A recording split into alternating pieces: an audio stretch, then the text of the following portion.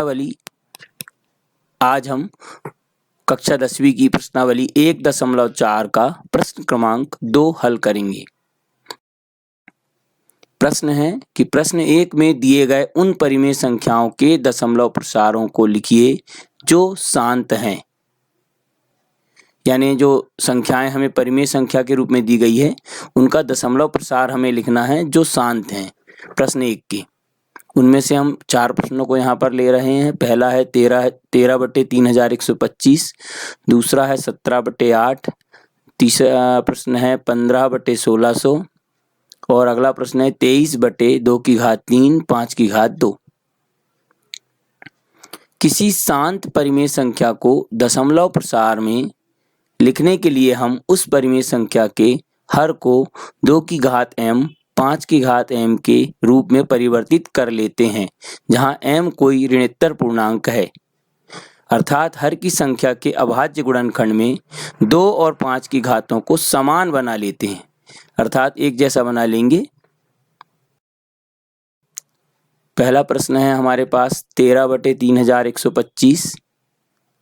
हम सबसे पहले दी गई संख्या की हर की संख्या अर्थात 3125 के अभाज्य गुणनखंड ज्ञात कर लेते हैं। ये हम पहले बता चुके हैं गुणनखंड करना।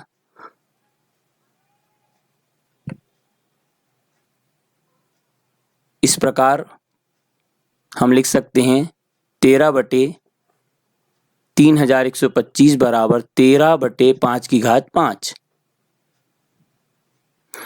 दी गई परिमेय संख्या के हर के अभाज्य गुणनखंड करने पर हम देखते हैं कि 5^5 है, अतः हम परिमेय संख्या के अंश और हर में 2^5 का गुणा कर देंगे, अर्थात 2 और 5 दोनों की घातें समान होनी चाहिए, इसीलिए हम यहाँ पर 2^5 का गुणा करेंगे।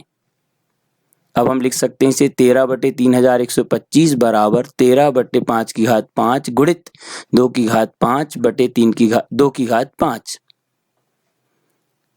इस प्रकार 13/3125 बराबर 13/5^5 गुणित 2^5 का अर्थ होता है 32 और अभी 2^5 को चेंज नहीं करते हैं, हम इसे गुणा करेंगे। इस प्रकार यह जाएगा 13/3125, 13 और 32 का गुणा होगा 416 और नीचे वाली संख्या का गुणा हो जाएगा 5^5 गुणित 2^5, या फिर इसे इस प्रकार भी लिख सकते हैं 416/5 गुणित 2 दोनों की घात।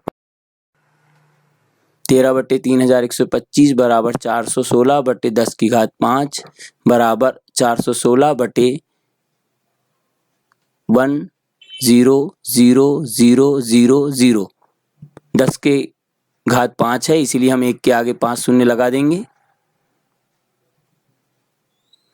और जब हम इसे दशमलव में बदलेंगे तो 416 के आगे चूंकि नीचे 5 शून्य है इसलिए 416 के सामने 2 शून्य और लगा करके उसके सामने हम दशमलव लगा देंगे और लिख लेंगे 0.00416। अगला प्रश्न है 17/8। यहाँ भी हम सबसे पहले दी गई संख्या के हर की संख्या 8 के अभाज्य गुणनखंड ज्ञात कर लेते हैं। गुणनखंड ज्ञात करना हम पहले के सवालों में देख चुके हैं।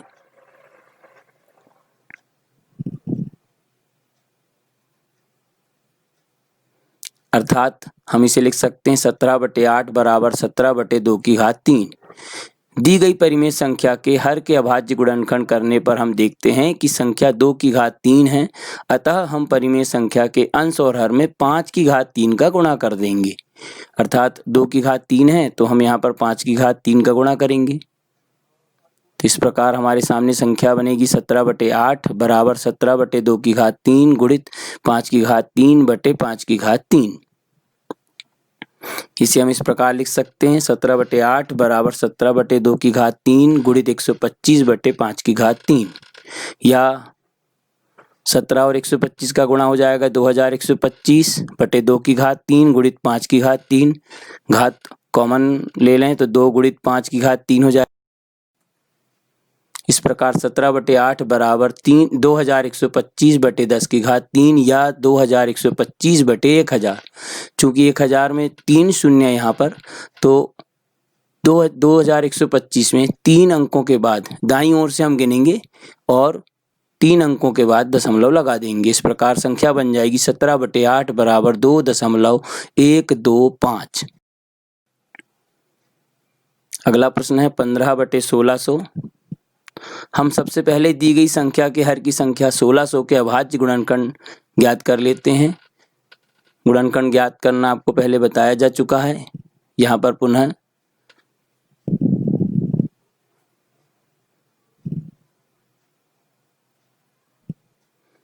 इस प्रकार 1600 के अभाज्य गुणनखंड करेंगे तो आ जाएगा 15/1600 बराबर 15/2 2 6 बार आया, इसीलिए गुणित 5 5 2 बार आया है। दी गई परिमेय संख्या के हर के अभाज्य गुणनखंड करने पर हम देखते हैं कि संख्या 2 है और 5 है। अतः हम परिमेय संख्या के अंश और हर में 5 का गुणा करेंगे ताकि 5 और 5 और 5 मिलकर के 5 बना ले। इस प्रकार 15/1600 बराबर 15/2 गुणित 5 में हम 5 का गुणा अंश में करेंगे और 5 का गुणा हर में करेंगे बराबर 15/2 गुणित 5 का अर्थ होता है 625/5 इस प्रकार गुणा करने पर हम लिख सकते हैं 15 गुणित 625 का आ जाएगा 9375/2 गुणित 5 या 6 को घात को हम यदि उभयनिष्ठ कर लें तो इस प्रकार हम लिख सकते हैं 9375/2 गुणित 15/1600 बराबर 9375/10 अर्थात 1 के आगे हम यहाँ पर 6 शून्य लगा लेंगे। 9375/1 0 0 0 0 0 0। चूंकि नीचे 6 बार शून्य आया है अतः ऊपर वाली संख्या में दाईं तरफ से हम 6 अंकों को गिन करके दशमलव लगाएंगे और यदि अंक कम है तो उसके लिए शून्य लगा लेंगे। इस प्रकार हम यहाँ लिख सकते हैं 15/1600 बराबर 0.009375। अगला सवाल है 23/2 5 हल।